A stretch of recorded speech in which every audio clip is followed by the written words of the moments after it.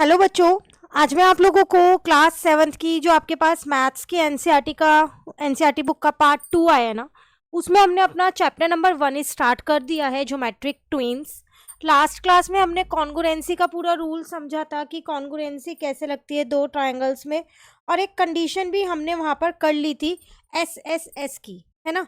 तो चलिए आज हम ऐसा करते हैं, उस टॉपिक से रिलेटेड फिगर इट आउट के क्वेश्चंस आपको दे रखे हैं पेज नंबर 8 पे। टोटल आपको यहाँ पर 4 क्वेश्चंस दे रखे हैं, इन क्वेश्चंस को कर लेते हैं। फर्स्ट क्वेश्चन में आपसे यहाँ पर क्या कह रहे हैं, suppose triangle H E N is congruent to triangle B I G. दो ट्राइंगल्स हैं जो आपस में कॉन्गुरेंट हैं, आपको दे रखे हैं ये कॉन्गुरेंट हैं। List all other correct way to of expressing this congruency. आपको जितने पॉसिबल वेज आप लिख सकते हो वो आपको लिखने हैं, जिससे आप उन दो ट्रायंगल को कॉन्ग्रुएंट शो कर सको। मतलब आपको सिर्फ ट्रायंगल के नाम लिखने हैं। तो आपको याद होगा, ये भी हमने लास्ट क्लास में सीखा था कि किस तरीके से हम ट्रायंगल के नाम लिखते हैं, है ना। तो सबसे पहली बात, अगर मैं यहाँ पर देखूँ तो ट्रायंगल एच ई एन जो है वो किसके कॉन्ग्रुएंट है। ट्रायंगल हमारे पास है बी आई जी, बिग के। हेन जो है वो बिग के कॉन्ग्रुएंट है। तो H के साथ B है कॉरस्पॉन्डिंग एंगल, E के साथ I हो गया और N के साथ G हो गया। तो जब भी आप पॉसिबल वेज बनाओगे तो इसी तरीके से बनाना कि H अगर आपने फर्स्ट प्लेस पे रखा है तो B को भी फर्स्ट प्लेस पे रखोगे, E को सेकंड प्लेस पे रखा है तो I को सेकंड पे रखोगे, N को थर्ड पे रखा है तो G को थर्ड पे रखोगे। अब आप चेंज कर सकते हो, मैंने NEH कर दिया, उल्टा कर दिया, तो आप इसको भी उल्टा कर सकते हो, ठीक है। तो जितने ऐसे पॉसिबल वेज आप बना सकते हो वो आपको बनाने हैं। तो मैंने यहाँ पर कुछ पॉसिबल वेज यहाँ बना रखे हैं। सबसे पहले मैंने यही लिख दिया कि जो मुझे गिवन था दोनों ट्राइंगल्स कॉन्ग्रुएंट है, तो इसका मतलब जो उनकी कॉरेस्पॉन्डेंट साइड्स है या एंगल्स है वो यहाँ मेंशन कर दिए। अब यहाँ पर मैंने वो 6 पॉसिबल वेज बना दिए जिनसे ये बन सकते थे, पर यही ध्यान में रखा कि H वाले प्लेस पे जो है तो B वाला प्लेस वहीं होगा। अगर मैंने H को थर्ड प्लेस पे रखा है तो B को थर्ड पे रखूंगी, E को फर्स्ट पे रखा है तो I को फर्स्ट पे, N को सेकंड पे रखा है तो G को सेकंड पे ही रखूंगी। क्लियर। देखो, अगर आप ट्रायंगल के नाम उल्टा सीधा कुछ भी लिख दोगे तो वो ट्रायंगल्स कॉन्ग्रुएंट नहीं कहलाते। तो आपको जो उनकी कॉरस्पॉन्डिंग साइड्स होती हैं, कॉरस्पॉन्डिंग वर्टेक्स होती हैं, उनको ही मैच करके लिखना होता है, ठीक है। चलिए आते हैं हम अपने सेकेंड क्वेश्चन पे। इसमें आपसे क्या कह रहे हैं यहाँ पर, determine whether the triangles are congruent, if yes express the congruency. आपको ये डिटरमाइन करना है, यहाँ दो ट्राइंगल्स दे रखे हैं, आपको पहले ये बताना है क्या ये ट्राइंगल्स कॉन्ग्रुएंट हैं। अगर ये कॉन्ग्रुएंट है तो आपको इनकी कॉन्ग्रुएंसी को एक्सप्रेस भी करना है। तो ट्राइंगल है आर ई डी, रेड दे रखा है, और एक आपको दे रखा है जे एम एन। पहली बात तो इनके नाम हमारे को लिखने पड़ेंगे। अगर मैं आर ई डी में देखूं तो ये 3.5 है, और यहाँ पर भी मुझे एक साइड 3.5 मिल रही है, एक 6 यहाँ भी मिल रही है, एक 6 यहाँ भी मिल रही है, ठीक है, और एक 5 यहाँ मिल रही है, तो एक 5 यहाँ मिल रही है। मेजरमेंट्स मुझे सेम मिल रही है, तो कॉरस्पॉन्डिंग साइड्स को मैं इक्वल कर सकती हूँ। अब बात आती है कि हम ट्राइंगल का नाम कैसे लिखें। तो अगर मैं यहाँ पर लिखती हूँ ट्राइंगल आर ई डी, देखो यहाँ लिखते हैं इसको, तो in triangle R E D and triangle, अब ध्यान से इसका नाम लिखना, आर ई डी लिखा है तो आर ई 3.5 वाली साइड मैंने पहले ली है, तो अब आप यहां भी 3.5 वाली साइड पहले लोगे, जे ए, ठीक है, तो जे ए एम, जैम हो गया। तो कॉन्ग्रुएंसी के केस में मुझे यहाँ 3 चीजें चाहिए जो इक्वल होनी चाहिए, तभी मैं एस एस एस वाली जो हमने कंडीशन पढ़ी थी उनसे इन्हें इक्वल कर दूंगी। तो इक्वल है, देखो आर ई जो है वो किसके इक्वल है, मेरे पास जे ए के इक्वल है, क्योंकि दोनों ही मेरे पास 3.5 है। उसी तरीके से अगर मैं दूसरा देखूं यहाँ पर, तो आर डी जो है वो किसके इक्वल है, मेरे पास यहाँ पर एम जे के।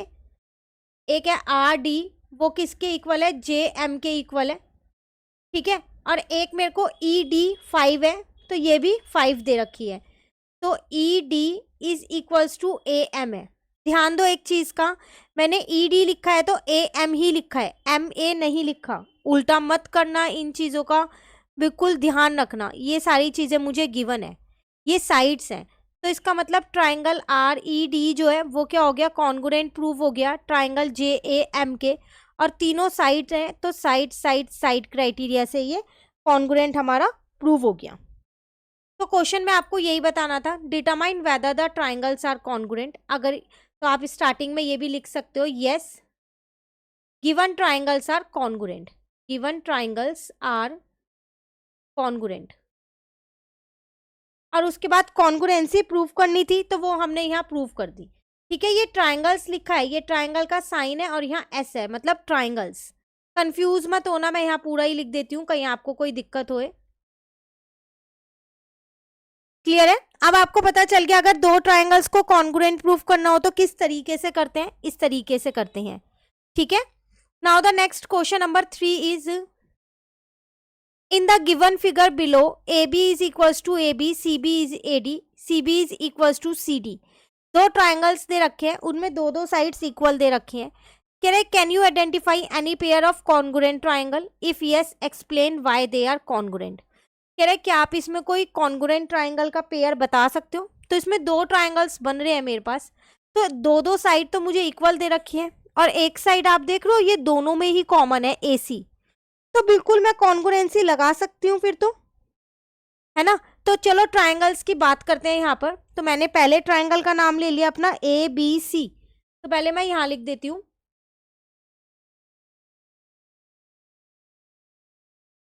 In triangle ABC and triangle. अब दूसरे ट्राइंगल का नाम जरा ध्यान से लिखना, आपने एक का नाम लिखा है ABC, तो ये वाली साइड ली है AB, तो इसके साथ आप लोगे AD। ठीक है, तो ट्राइंगल ADC। इसमें आपको एक तो गिवन था कि जो AB है वो AD के इक्वल है, ये आपको गिवन था।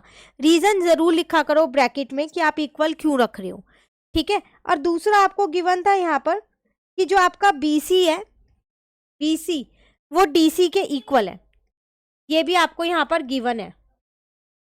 तो जो जो गिवन थी दो चीजें मैंने यहाँ लिख दी, पर मैंने आपको बताया था दो ट्राइंगल्स को कॉन्ग्रुएंट प्रूफ करने के लिए तीन चीजों की जरूरत होती है ना। तो अभी आपको एक चीज और चाहिए, तो इनकी जो बीच की साइड है AC वो दोनों ट्राइंगल में है, तो AC is equal to AC होगा क्योंकि वो कॉमन है मेरे पास। तो इसका मतलब जो मेरा ट्राइंगल है यहाँ पर ABC वो कॉन्ग्रुएंट प्रूव हो गया है ट्राइंगल ADC के, और साइड क्राइटेरिया वो कंडीशन लग गई, ये भी साइड है, ये भी साइड है और ये भी साइड है। क्लियर? पर एक और क्वेश्चन इसमें आपसे पूछ रहा है, वो क्या पूछ रहा है, does AC divide angle BAD and BCD in two equal parts. कह रहे जो ये AC है, क्या ये एंगल BAD इस वाले एंगल को BAD एंड BCD, ये वाले पूरे एंगल को और ये वाले पूरे एंगल को क्या इक्वल पार्ट्स में डिवाइड कर रहा है, वो ये चीज पूछ रहा है। अब देखो मैंने यहाँ पर कॉन्ग्रुएंट प्रूफ कर दिए, जब ये दो ट्राइंगल्स कॉन्ग्रुएंट हैं। आपको पता है जब भी दो ट्राइंगल्स कॉन्ग्रुएंट होते हैं तो उनकी सारी कॉरस्पॉन्डिंग साइड्स और कॉरस्पॉन्डिंग एंगल्स जो हैं वो इक्वल होते हैं, ये हमने लास्ट क्लास के टॉपिक में सीखा था। तो फिर मैं कह सकती हूँ कि जो BAC है, ये वाला एंगल है BAC, यहाँ लिख रही हूँ मैं एंगल BAC, ध्यान से देखो BAC किसके इक्वल होगा एंगल, अब जो नाम यहाँ है वही लेना। ठीक है, B है यहाँ पर, तो DAC के इक्वल होगा, तो DAC ये वाले दोनों एंगल्स आपस में इक्वल होंगे। क्यों? इसका रीजन है CPCT, जिसकी फुल फॉर्म होती है corresponding part of congruent triangle. मैं यहाँ इसकी फुल फॉर्म लिख देती हूँ, आपको फुल फॉर्म नहीं लिखनी, आपको सिर्फ CPCT ही लिखना है, corresponding part of congruent triangle. ये सिर्फ मैंने आपको आपकी नॉलेज के लिए लिखी है कि आपको इसकी फुल फॉर्म पता हो। ये कब लगाते हैं, जब भी दो ट्राइंगल्स कॉन्ग्रुएंट होते हैं तो जो उनके कॉरस्पॉन्डिंग पार्ट्स होते हैं वो इक्वल हो जाते हैं, तो हम उनको इक्वल कर सकते हैं, इक्वल लिख सकते हैं और साथ में रीजन लिख देते हैं CPCT। उसी तरीके से फिर ये दो एंगल्स भी इक्वल होंगे, बी सी ए वाले, है ना, तो इनको भी लिख दो। एंगल बी सी ए जो है वो किसके इक्वल होगा, एंगल डी सी ए के। सेम रीजन है, सीपीसीटी से इक्वल होगा। अब दोनों एंगल्स जब मेरे पास इक्वल ही आ रहे हैं तो इसका मतलब क्या है, एसी जो है वो दोनों एंगल्स को इक्वल पार्ट्स में डिवाइड कर रही है, यही तो पूछ रहा था। तो बस लास्ट में लिख देना, यस AC डिवाइड्स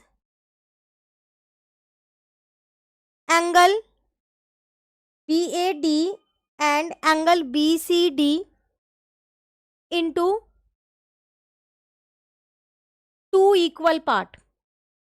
देखो स्टार्टिंग में आपको थोड़ी दिक्कत होगी इन टॉपिक्स को समझने में, क्योंकि ये नए टॉपिक्स हैं, लेकिन एक बार ध्यान से, एक बार नहीं, 2 बार 3 बार वीडियो को बिल्कुल ध्यान से देखो और समझो, तो बहुत आसान है, कोई मुश्किल टॉपिक नहीं है। दो ट्राइंगल्स को कॉन्ग्रुएंट प्रूव करने के लिए सिर्फ 3 चीजें आपको चाहिए, और जब वो प्रूव हो जाएंगे तो उसके बाद उसके सारे कॉरेस्पॉन्डिंग पार्ट भी इक्वल होते हैं। ठीक है, चलिए लास्ट क्वेश्चन है इस फिगर इट आउट का।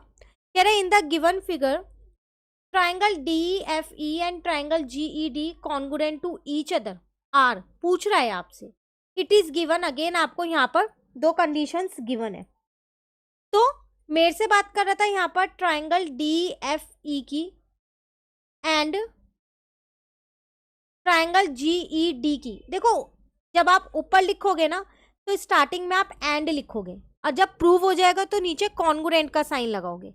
ठीक है, नाउ DFE ये ट्राइंगल है और GED ये ट्राइंगल है। कॉन्ग्रुएंट के लिए 3 चीजें चाहिए। एक चीज मुझे यहाँ दे रखी है, DF जो है वो DG के इक्वल है, DF जो है DG के इक्वल है, ये मुझे गिवन है क्वेश्चन में ही। एक और चीज है जो यहाँ ध्यान में रखनी है, DFE के नीचे उसी की साइड्स लिखना और GED के नीचे उसी की साइड्स लिखना। एक और गिवन है मुझे, FE जो है वो GE के इक्वल है, ये भी मुझे गिवन है। और एक साइड मेरी DE जो है वो दोनों ही ट्राइंगल में कॉमन है, ये भी मुझे पता है। तो मेरे को यहाँ पर 3 चीजें बहुत आसानी से मिल गई हैं, मिल गई ना 3 चीजें आसानी से। तो फिर मैं ये कह सकती हूँ कि जो ट्राइंगल है मेरा DFE वो कॉन्ग्रुएंट है ट्राइंगल GED के। साइड साइड साइड, तीनों साइड मिल गई हैं। ठीक है, क्लियर। अब यहाँ क्वेश्चन में ही आपको DFE और GED नाम लिख के दिया है, तो आप वही नाम लिखोगे, खुद से नाम ट्राइंगल का नहीं लिखोगे, जो नाम उन्होंने दिया है उसी को ही लिखोगे। क्लियर है, चलिए जो नेक्स्ट टॉपिक है मेजरिंग द एंगल, इसको नेक्स्ट क्लास में स्टार्ट करते हैं। आप ये फिगर इट आउट के क्वेश्चंस कर लो, कहीं भी दिक्कत लगे कमेंट करके पूछ सकते हो। Thank you.